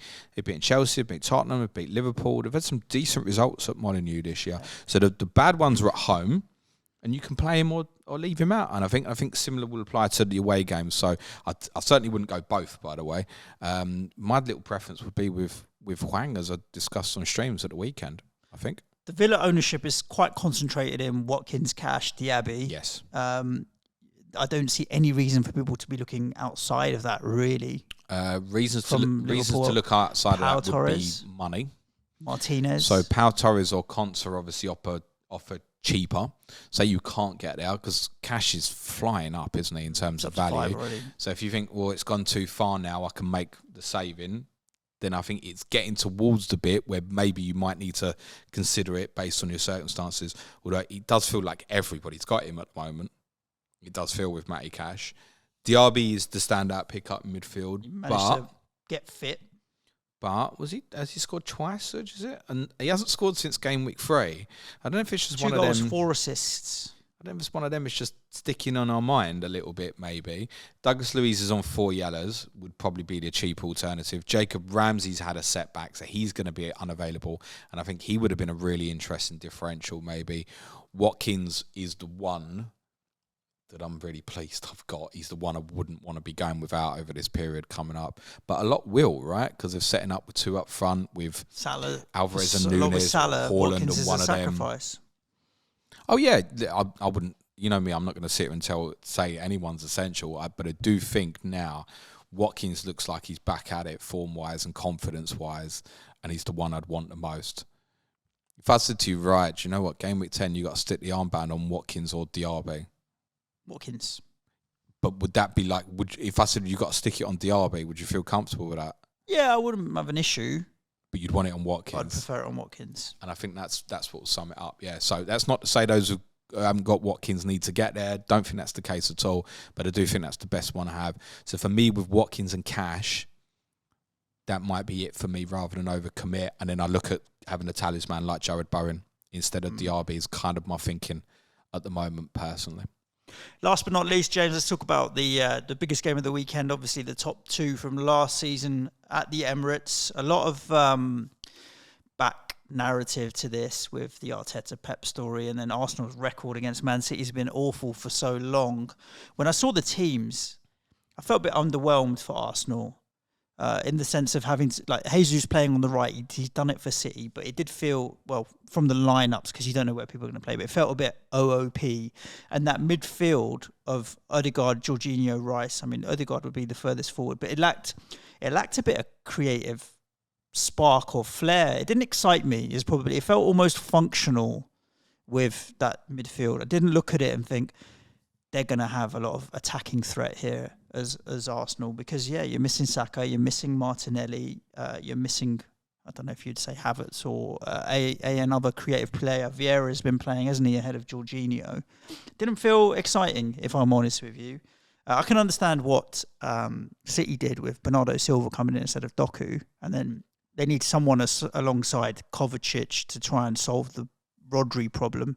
If Rico Lewis was his plan, so be it. Rico Lewis played fine. Kovacic, on the other hand, should have gone. 100%. Should have gone. Studs up. By the way, for me, the first challenge is a red card. On Rice? Yeah. No, on Odegaard, wasn't it? Oh, sorry. The first one on Odegaard, that's a red card in itself. I thought I was talking about the one on Rice. That was... Well, the second one is not a red card, but it's definitely another yellow. I don't know how he's got away with it. It's disappointing, to be honest with you, when they're so obvious. You know what it felt like to me, if I'm being honest? It felt like we don't want another 10 versus 11 game here. Like almost a preset decision. Yeah, I can understand that. I mean, it was low XG, and neither of them got over half a goal XG. The thing is, though, and here's interesting. So we say this a lot, right? I ruined the game. We kind of said it about Tottenham Liverpool last week. You know, you ruined the game in terms of what we wanted it to be. But I don't know, 11 versus 10 might have been more interesting than what I did watch yesterday. Because to be honest, and it's not a criticism of either team, I just think it wasn't quite what we expected. And partly because of, I think, by the way, I think both teams were outstanding defensively. Rather than it was boring. Both teams defensively were just brilliant. And I mean collectively in terms of particularly the centre-backs, actually. Like Diaz, Ake, I know the goal comes off Ake, but Saliba, Gabriel, particularly those 4, were probably, in my opinion, just about the 4 best players on the pitch, actually. Centre-backs were completely dominant in this game. So, you know, that speaks a lot in terms of what we saw. But yeah, would it have been a worse spectacle if it had been 11 v 10?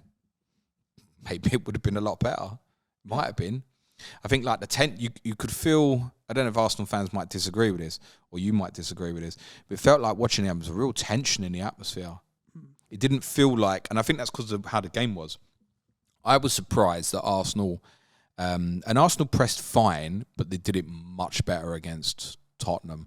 And I don't know if there was a concern about personnel, which is why that they didn't do it in the same way. And obviously City is more difficult to press because it's so good at obviously controlling the football match and killing you. But it reminded me more of the game Arsenal actually had against Manchester United in game week 4, where we spoke about this kind of cat and mouse thing when neither team particularly wanted to go and press the other one.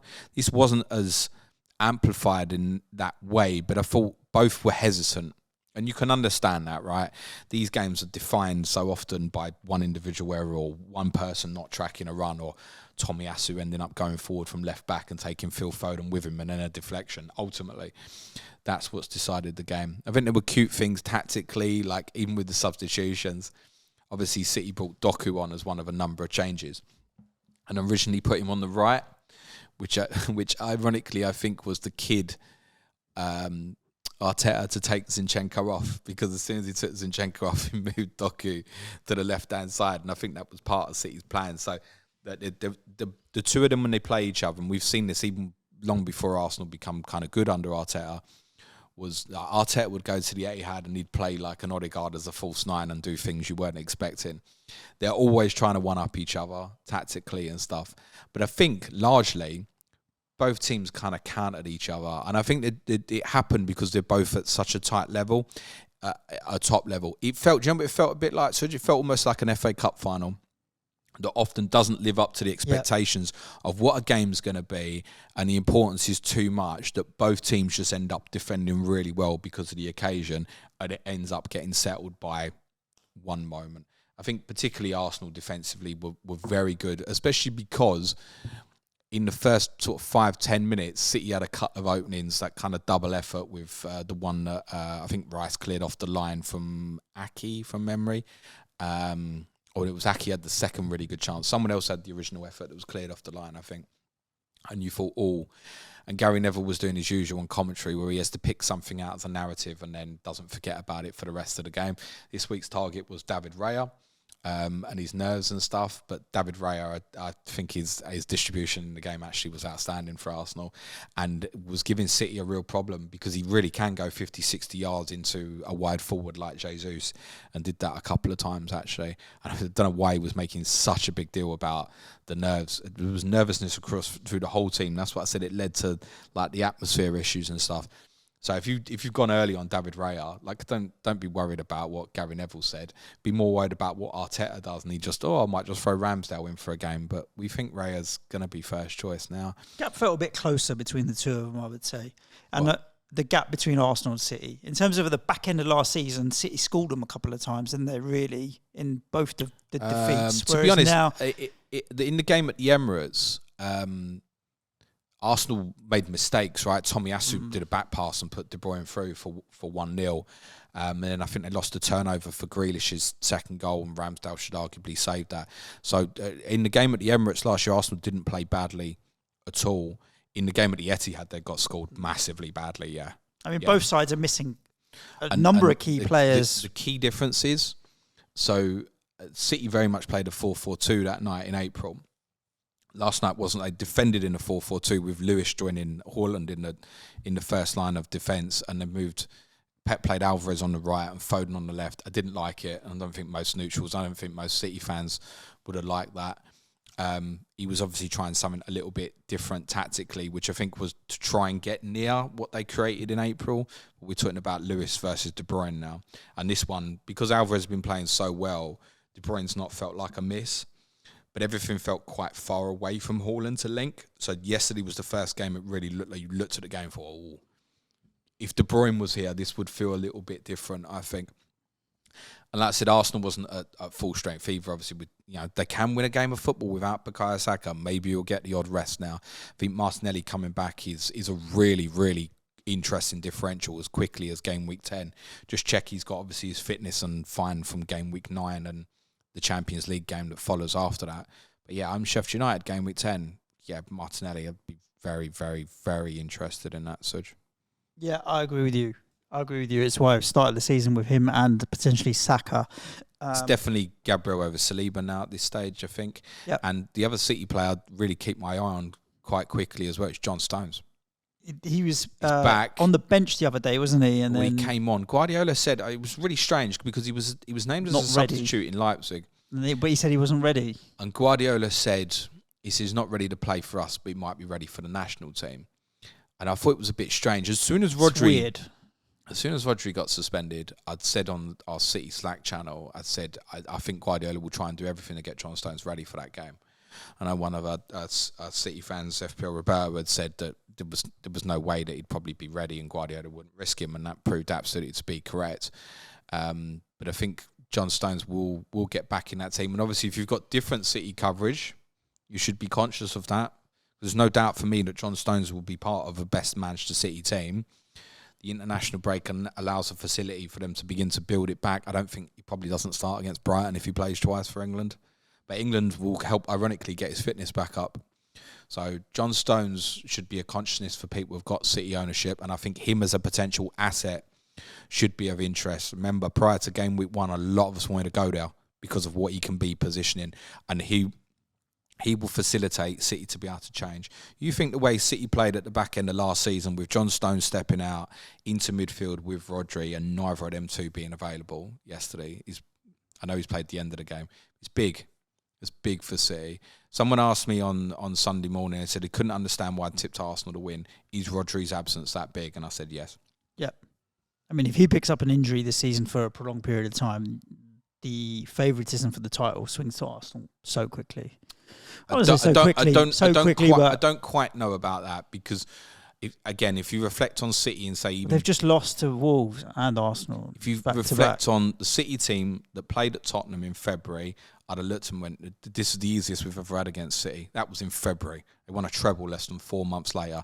So he found different solutions. At that point, he was experimenting with Lewis as inverted left back. And Rodri got suspended, and they've lost 3 games in a row without him. Yes, but Rodri's back. Which is crazy. Rodri's back now. So I get that. Such a it's huge as if he's injured for a period of time. So. But the correlation between, Man City losing 3 games in a row ever in the last sort of 4 or 5. It's only in the league. It hasn't happened since 2018. So for them to lose all 3 games without Rodri says a lot. Yes, which of course, it means if they had a long-term absence, but it might be that he got an absence in the future, so maybe they could play John Stones there, and it might not be so bad. Clearly, he doesn't want to use Calvin Phillips. Like, if he was going to do it, it would have been over this period. Yep. He obviously didn't want to start Matthias Nunes yesterday.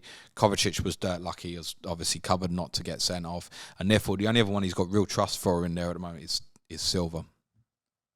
Cool. That's a wrap on the games, James. Do you want to tell everybody what they got to look forward to for the rest of the week? We've got one question on X that we're going to cover off at the end of the show as well. Yes, before you do, quick question. Who do you intend to captain game week 9? As it stands, I've got the armband on Sonny. Wow, I was not expecting you to say that. Why? Fulham. Because Haaland's playing Brighton. At home. Yeah. Wait and see on Man City. Is a wait and see on Man City. But I've got Fulham at home is a better fixture than Brighton at home. I'm not sure it is. Why? I think it is. Why? Yeah, I think it is. For you, you guys have been scoring goals left, right, and centre. Who did Mo Salah just haul against? He got 2 goals in the 2-2. That was away from home. You think I won't take 2 goals for Haaland against Brighton? Brighton were missing players as well. No, I suppose that's for me. I've got it bust on Sonny. As long as he's fit, I'm not taking Haaland on in that game. No way. Cool. I'm not convinced yet either which way I'm going to be going. I'd say it's 50-50 at best. But I don't mind Sonny at home to Fulham. All right. No, I don't mind Sonny at home to Fulham. If it's Son versus Salah, then I think it's really debatable. In a weird way, like I said, I think Salah at home to Everton is probably worse than Salah at Brighton. And this is how I feel about Haaland coming up with this one. I have a principal idea with Haaland and the captaincy. I obviously took him on this week. It didn't work, although I'm 2 points up on my search, I suppose, or 1 point up. Home game, it's not an argument for me. Cool. Right. What do we got the rest of the week, mate? People's poll tomorrow. The vote is available live on Twitter now up until about 5 p.m-ish, I think. There are options for you on the ownership of Sheffield Wednesday, because Mr. Jeffon Chansiri is a very interesting character. Also, FIFA and UEFA's potential hostages of tournaments internationally between 2028 and 2034 sparked quite a bit of debate over the last week or so. 6-country it's the World Cup played on the world, in the world. What's the adjective? What's the preposition? The in short, let's give everything so we can give Saudi Arabia the 2034 tournament. And there's also the possibility to vote for a little bit of nostalgia. This Friday, England play Australia.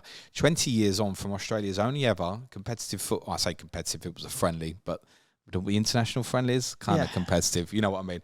Australia's victory against England at Upton Park in a very famous game, which had some very interesting statistics from it. It was also Wayne Rooney's debut for England. You can have a vote for that. There's a clear winner, by the way. You can have a look on Twitter to see what that is. Sky Fantasy Football Wednesday. Thursday's clash of correspondence has said is Newcastle versus Palace with Simon Bibby and Rory McLaughlin-Dowd. I'll be streaming on Friday afternoon. Our Patreon content this week, podcasts include Q&A today. Tomorrow, FPL Roberto is hosting a quiz with me. Wednesday is Tottenham. We'll be talking about Tottenham and West Ham in more detail. Thursday is Money in Football on a history of match fixing in English football. And Friday, FPL Frog is joining me for a debate on football's relationship with alcohol. Okay. That's a wrap. If you want to support the show and get that additional content, patreon.com/PlanetFPL. We have prize leagues. We have a Slack channel. We have ad-free content. If you're watching on YouTube, we publish everything without any ads on there. What else? What did I miss? The leagues, the Slack community. The planner. The ad-free stuff, the additional shows, and a whole heap of fun. And you get to support the show as well. So head over to patreon.com/PlanetFPL. James, the most interesting question we've had in on Twitter. Sonic or Mario? Nah, because the others are around Salah. Well, questions, topics we've covered. Salah, and there's a lot of when's the bus parade, James, and are you going to win the league? I'm going to ignore all of that nonsense. Really? Is there? Listen, Tottenham are not challenged for any league title. Can I just say in terms of a little bit on Spurs, since you've asked, thanks, and because we're top of the league. Look, we've played 3 teams we'd consider to be challengers for top 4 this year. One of which is going to struggle. Who, Man United? For that in Manchester United. Obviously, things went our way against Liverpool. The result at Arsenal was very good. The other games we've probably had the kindest run of fixtures. Brentford away opening day, I think, was a challenging away fixture. It looked harder then than it looks now. But maybe we can reflect now and say it's an easier fixture than we might have thought in pre-season. I thought they were all right against you, though. Burnley away, we should be winning. Bournemouth away, we should be winning. Luton away, we should be winning. Listen, there's 3 away games go. Bournemouth, Burnley, Luton. You ain't going to get that much easier than that, let's be honest, right? And Sheffield United at home was a chaos, right? The way it ended. And also, obviously, we should be winning that. So, am I underplaying the fact that Tottenham are on 20 points from 8 games? No, not at all. That's a brilliant, amazing achievement, particularly, and I want to talk about this on Wednesday, Suj, particularly when everyone said, you'll have a difficult, slow start. It will take a while for his methods to come across. So, doing really well. But any suggestion that Tottenham are in a title race is laughable. I'm sorry. And do you know what? We might win the next 2. And if we do, people are going to talk about it even more. We might win the next 3. We might win the next 4. It's not impossible with the fixture list we've got. I'm telling you, there's no way. There are 3 teams challenging for this title, and that's Arsenal, Liverpool, and Manchester City. If Tottenham finished 4th, that would be an amazing achievement this year. And if we keep winning games, like Arsenal did at the start of last season, we'll put ourselves in a position where it'll be like, shit, they're going to do it. And that would be the aim. Just take it one game at a time. Let's enjoy ourselves. That squad is way too thin. Way, way too thin to have any chance of trying to be competitive for 38 games to win the title. But I'm very, very happy with what I'm seeing, obviously. Sonic is the answer because I was a Mega Drive kid rather than a Nintendo kid. And I think that will be your influence for everybody's answer, isn't it? Which one did you have? I never had a SNES or a Mega Drive. I had to go to my mate's house to play the Mega Drive. So I was Sonic. But then when I finally got a console, my first console was the N64. So then I was back on Mario. But actually the answer is GoldenEye. Because that was the game of all games. You got our Sonic or Mario? I would go Mario. Just because of the variety of games. And Mario Kart, when Mario Kart came in, that was a whole different lease of life to the Mario generation. Did you know, kids, James, and you probably don't know this, maybe we should do this as a little outing, Nico, because I'm well up for this if we film it. At the Science Museum right now, James, you know what the Science Museum is? Down by Natural History Museum. You can pay 10 quid to get into a special exhibit they got going on retro gaming. They have got every console. It's a massive room. You're talking I'd say, at least half a football pitch size. They've got every console going from the history of time. They've got the SNESes set up. They've got Nintendo 64s. They've got but once one kid gets on it, that's the end of it. No. They've got stacks of them. They got VR gaming stuff. But they got all the old retro games. They've got Street Fighter consoles and stuff. It's wicked. How long is this there for? I'm not sure is the honest answer, but you can go and play all the retro games that you wouldn't at all play right now. And I went with my kids a little while ago, probably in some holidays. Anyway, talking of outings, Mario. I'm saying Sonic. Me and Nico are having a little outing tonight, aren't we, mate? Oh yes, but we can't talk about that yet. But we might be able to talk about it soon. Maybe we will. Keep your eyes peeled, eyes emoji. But in the meantime, we've been talking for long enough. You've got better things to do, or other podcasts to listen to. Stay safe. Look after yourselves. Chat for now. Thanks, everyone. Play it your way. Be nice to each other. Cue music, please. Man-child. Power Up, it's called, James. I'm just doing my best Bradley Parker impression. This is it. Here you go. And they've got certain games, like 16-player, 4-player VR. Then they've got the history of all the consoles. They've got fucking everything. It's really cool for a tenner. It's not bad. The pictures don't do it justice. 160 consoles. Obviously, they limit the number of people that are allowed in, so you don't get stupid queues. I don't know. It must be on for a long time, because if you can buy an annual pass for 15 quid, then it's got to be on all year, surely. Interesting. If you're into gaming. If you're not into gaming, it's largely irrelevant. I'm not into gaming. Harry knows all the characters from Mario. Yeah. Doesn't know the name of the kids in his class, but he knows all the characters from Mario.